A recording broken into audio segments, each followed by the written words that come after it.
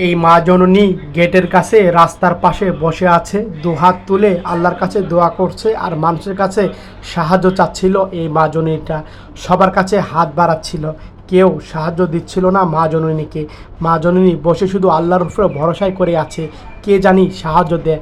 আল্লাহ আল্লাহ বলে ডাকছিল এই মা জননীটা। হঠাৎ করে দূর থেকে একটা ভাই এসে নতুন কাপড় মার গায়ে জড়িয়ে দিল। অবাক হয়ে গেল মা জননী, আর দেখে মা জননী খুশি হয়ে গেল।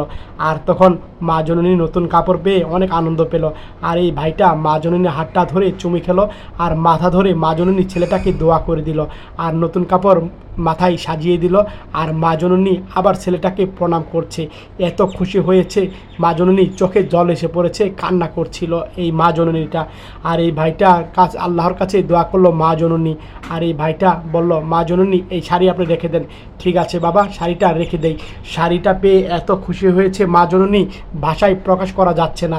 এত খুশি হয়েছে মা জননী। অনেক দিন যাবৎ নতুন শাড়ি মা জননী পরতে পারে না।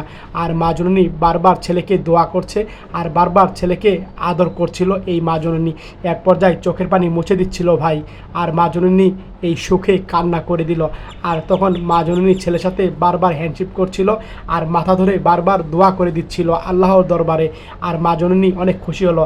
ছেলেটা মা জননীকে বুকে জড়িয়ে নিল আর একটা চুমু দিল। আর মা জননীকে প্রণাম করে তখন বলল, মা জননী থাকেন, চলে যাই। এই কথা বলে ছেলেটা মা জননীকে গন্তব্যে পৌঁছিয়ে ছেলেটা চলে গেল।